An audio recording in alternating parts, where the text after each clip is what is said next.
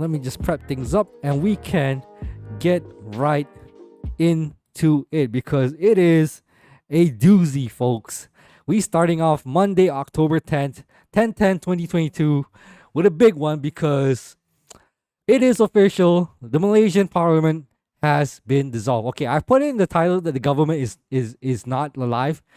Technically it's still alive, but the in perpetuity right now, the actual ruling party has been dissolved. So the people that was in power, the main party that was in power, which is like a coalition between Perikatan Nasional and Barisan Nasional, these two parties that were in power, no more. That team out. So what does that mean? So let's go through the news. Parliament dissolved, GE15 within 60 days. Parliament has been dissolved, paving the way for the 15th general election, Prime Minister Ismail Sabri Yaakob has announced. This means the nation will go to the polls within 60 days. In line with Article 42B and Article 55.2 of the Federal Constitution, the Pertuan Agong has approved my request to dissolve Parliament today, Monday, October 10th, 2022, Ismail said in a special address. I guess he actually succumbed to the push by Zahid to go for the election as soon as possible. Something that I hope to not have happened, but apparently it will be because, oh God, it is at a time where there is a concern for the floodings due to the weather, but let us continue. He added that the dates for nominations and polling will be decided by the Election Commission. You see, he maintained that the decision to dissolve Parliament was to return the mandate to the people in view of the political instability in the country after 3 different administrations in the span of 2.5 years, which is crazy to think about. The people's mandate is a powerful antidote for the country to achieve political stability and elect a government that is firm, stable, and respected after GE15, he said. Today's announcement comes amid speculation of a snap election just days after the national budget for 2023 was tabled. UMNO has been pushing for GE15 to be held by the end of the year, but the party's main rivals, Pakatan Harapan and Perikatan Nasional, has spoken out against it.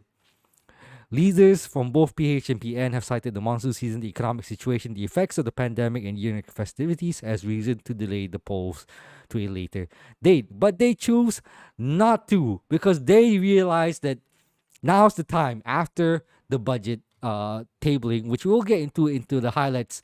But let's take into a brief deep dive into what happens now that the parliament has dissolved. The first thing I want to say is a bit unexpected that Zahid went ahead and decided to dissolve the parliament. For my side, because I would hope that he would at least, stand his ground a bit and just like wait until, at end of the year at the very least to make that announcement. But I guess the pressure from Zahid is too strong, given that he is still the president of UMNO, the main political party that is the head of Barisan Nasional, the political party that is in contention for the government. So I guess in the end, he still succumbed to that, which is kind of, I'll be honest, it pisses me off a bit because like they're doing this just so they could like win up the election as soon as possible, not taking into account like the ramifications of it on the people, like who actually might not be able to vote because economic situations or the floods that's supposed to like we're predicting that it could happen. Like, people will be more concerned about other things that might affect them immediately rather than the elections. But on my personal note, for that, I would feel like because of this, I feel like I am more inclined to vote against Barisan just to piss them off for the fact that they decided to piss like the people off by doing this. So it'll be interesting because whether we like it or not, in 60 days, we have to go for an election. So hopefully this pisses people enough to vote against BN and really show them that, doing this kind of tactics, not a smart thing. But let's take a look into what happens once Malaysia's parliament is dissolved. So, Malaysia's Prime Minister Ismail Sabri Yaakob announced the dissolution of parliament on Monday, allowing for snap elections. Here's a look at what happens after the parliament is dissolved. Nomination and polling dates. A caretaker government will come into effect with Dato' Sri Ismail announcement on Monday. So basically, a caretaker government is just basically the bones of the government. Civil servants, police, and all that. They will just work until a prime minister is elected. So nothing will be disrupted in terms of services. It's just that there won't be any billing, tabling of bills, and like any laws or legislation passed during this period of like the voting process. But yeah, the election commission has then has to spring into action and announce a nomination date and a polling date. The election must be held within 60 days from the date of dissolution or by December 9th at the latest. The campaign period will be the period between the nomination date and the polling date as announced by the election commission. As for the political parties, they then will have to nominate their candidates to stand for the general election. Right now, as I can tell, Barisan has already won states, key major states like Johor and Malacca, if I'm not mistaken. But like more urban areas like KL, Penang, I think, Selangor, like all this, like that really needs to see like that's, I think, is still up for contention. I guess it really depends on who goes out to vote on those states. So yeah, it'll be interesting to see who the nominees are, depend on different states. But yeah, certain people might not be able to go back to contest for their states because they might not be suitable for that state. But yeah, so what happens now is the caretaker government takes charge. However, there is no provision for a caretaker government in the Malaysian constitution. The notion of a caretaker government is essentially a parliamentary or constitution convention in line with the Westminster parliamentary system. It is practiced in parliamentary democracies where the executive government is formed from the majority political party in the elected House of Representatives. This means the incumbent government will automatically be the caretaker of the caretaker government unless the caretaker prime minister hands over his reins to another minister to stand in his place, as happened in 1959, which, yes, that's what happened when the former Prime Minister Tunku Abdul Rahman announced that he retired to focus on election campaign and gave it to his deputy Tun Abdul Razak, who later on went on to become Prime Minister himself. Changes to government system. The civil service, along with all authorities such as the police force, will then continue to function right, as it is, and the chief secretary will continue as the head of civil service. However, as parliament has been dissolved, no new legislation will be passed and no new policies will be signed by any minister. So don't expect any like major bombshell policies to be enacted or brought upon this during this time period, because the main focus is, of course, to get people to vote. All bills will be put on hold and there will be no sitting of both the upper and lower house of parliament. As for the budget 2023, it will have to be retabled as the new government is not bound by a budget table by the previous government, which sucks for me because I covered that. And basically what they're saying, like, it's useless now if they, well, I'll get to that, but we'll get to the whole process. Well, I mean, here's the thing. Because the budget 2023 that was announced like last week, it was brought upon by the people within BN, mostly by BN, because that's their budget, that's their. Sabri is a BN man, so for him to bring up this budget 2023, it's under the notion that it will be enacted by Barisan Nasional. So what basically he's trying to say is that this is basically just like it's basically like blackmail right now, because like in the 2023 budget announcement, there were a lot of good things announced for like the middle class and the upper class. Basically, the biggest thing was like a tax cut, like a reduce in taxation. So that's a big thing, and there's like a lot of handouts given and all that crap.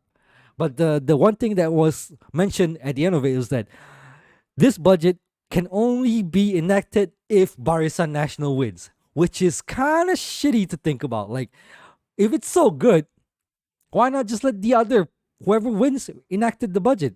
Of course they won't, because they'll be, just they want to piss off the Barisan National if they don't win. But then again, the kind of fact that you use this as a dangling carrot for the people in order to force them to vote for you is kind of fucked up. To me, it's like, if you have a good budget set up, then who gives a fuck who enacts it? If it's so good, let whoever wins enact your budget proposals, and then try to make the country a better place. And if they can't do a good job of acting on those proposals, then they get kicked out, and you get someone else to replace them, and lead the government. Well, of course, that's not the case. The case is that if you don't do this, we don't give this to you kind of mentality here in Malaysia. So yes, that's the whole budget 2023. But let's continue. The whole process from the first reading will be repeated once the new government has been formed after the elections are over. In the ministries, there will be no handling over of new contracts or government projects, as everything has to go through Parliament. Awards and projects would have already been passed before Parliament was dissolved, will continue to be carried out, and will not be disrupted by the dissolution. Government promises such as grants for businesses or gadgets for school children, if these have been passed and signed upon by the ministers before the dissolution of Parliament, can still be continued to be handed out. I assume that now that it's announced, the election will go slickly split. People are gonna go buck wild with the campaigning once the nomination period starts, and during that period before the actual election day, shit's gonna pop off like crazy. So, officiation of events such as the opening of new health clinics by the caretaker prime minister or ministers that have been agreed and signed before the dissolution can still be carried out, so as not to disrupt the continued services for the rakyat, for the people basically. In the civil service, however, everything runs as usual, and whatever administrative policies that only need to be signed by the chief secretary can be continued. There will be no stopping of the civil service under the caretaker government. The caretaker government will function without disruption until the next prime minister is appointed according to the federal constitution. Then it will be the end of the caretaker government and the beginning of a new government, which, by all accounts and purposes, we'll get that before the end of the year, most likely. In this, essentially, it's true, it's damn true. We're having the election this year. My only hope is that when it happens, there's no like crazy floodings or anything like that. No major disruption, no like climate, catastrophe or like that, so that people can actually go out and vote.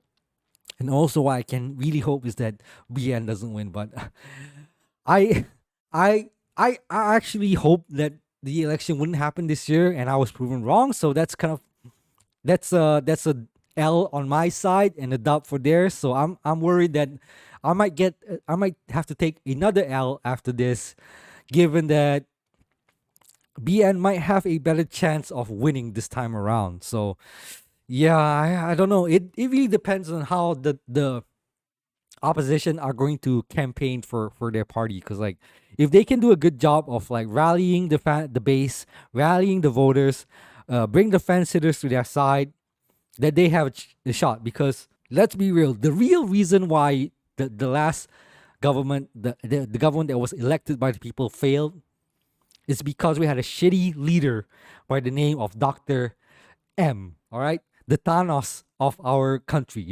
This is the guy that just wouldn't let go, and now he's gonna come back and try to nominate himself. I'm sure of it. When he's gonna run for his party, he's gonna join up with like, I bet you he's gonna join back with Barisan National. And he even said the other day on the news that he said somewhere in the news I read that he has strong beliefs that BN will win and AMNO will win this time around, which pisses me off even more, because this happens because of you, man. You did this. Like, you're the reason why this happens in the first place.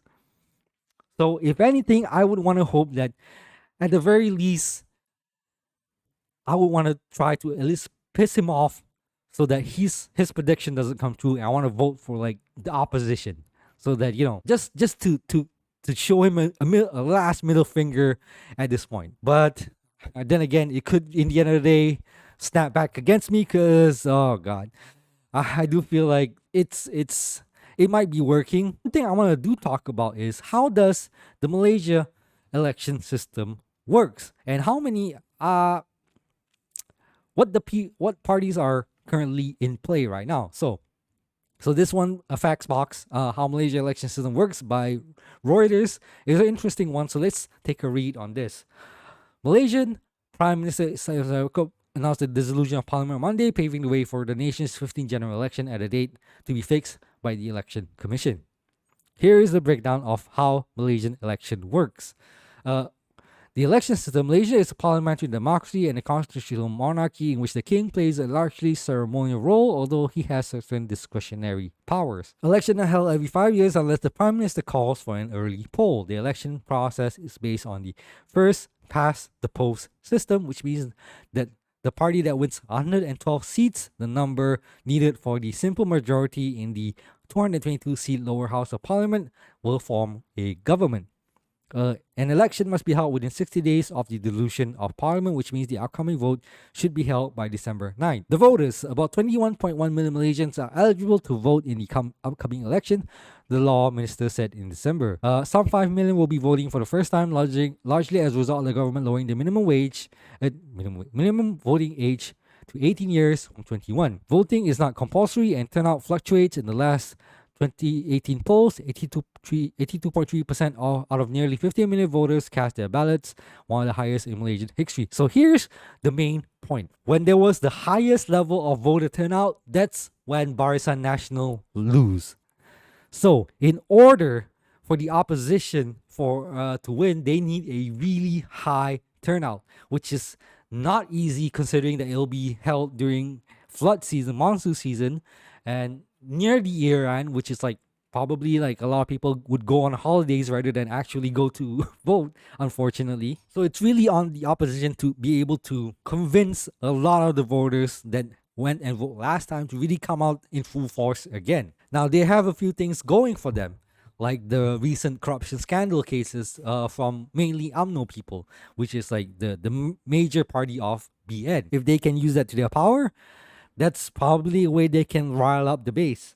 Now, personally, I rather that they focus on things that they will do to improve the nation and what policies they can enact. But then again, I'm not the majority, so maybe that's not what they look for. But the main parties, look at the main parties. No single political party has ever formed a government on its own, and its multi-ethnic makeup of Malaysian society has a major influence on the composition of coalition. There are two main vying to form government: Barisan Nasional, which is part of the current ruling coalition, and the opposition Pakatan Harapan. Barisan Nasional is led by the United Malays National Organization, also known as UMNO, a Malay nationalist party that aims to prioritize interests of the ethnic Malay majority, which is kind of ironic because that's not exactly the case. It usually ends up it plays to the tippy top Malays only that gets the majority of the benefits, while as the lower income people at the bottom, they just get crumbs, like they do with the budget 2023. You get 2,500 cash out during the election. Then for 5 years, they're not gonna do anything. Then after that, when it's time for election, they'll give you another 2,500. Which has always been the tactic they've been doing since beginning of time, which apparently it worked for them for a while.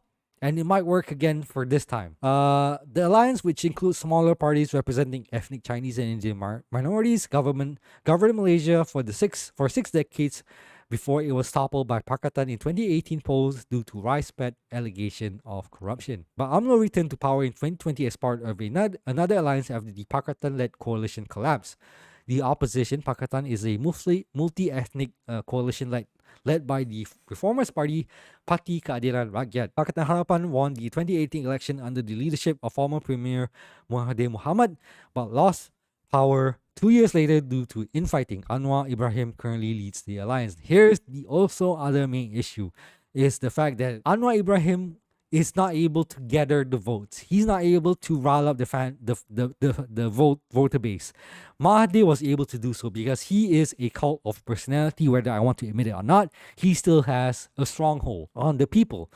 But I hope now, after his massive F up on the Sheraton move, people will realize this guy is a power hungry person, so that they wouldn't really put their hopes on this guy again. And I certainly hope people wouldn't put their hopes on UMNO and the corrupt leaders there. Not to say that Anwar is a saint by any manner, but like, At the very least, this man never had a chance to become leader, so let's give him a shot at like fucking the country up rather than the same old faces again. There are several other smaller political parties and alliances in the fray, including the Islamic Party PAS of the newly formed youth-centric Muda, the Malay-focused Bersatu, and the Borneo-based Gabungan Parti Sarawak Coalition, obtaining the support crucial for the next coalition government. Current Premier Ismail has been named as UMNO's candidate to be Prime Minister again.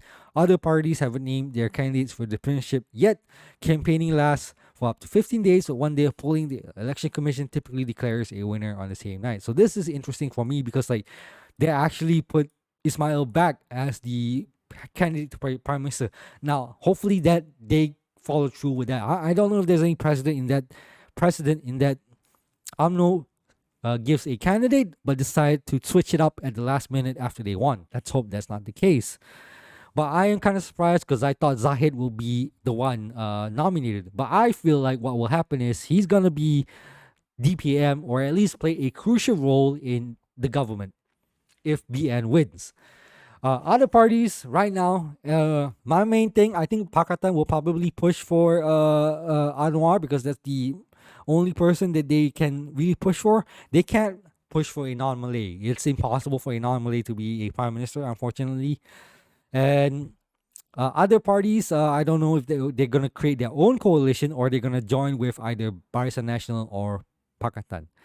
So this will be a bumpy general election, folks. And you know, when the nomination starts and the campaigning starts, it's gonna be crazy. And I'm gonna be covering every step of the way. And when I can, I'm gonna take a look at the nominees and who are the people being nominated and the people of the states and the seats who are vying for the seats. We'll take a look at as much as we can to the people. If there's any outliers and anyone interesting to look at. But yeah, so that's all for the news.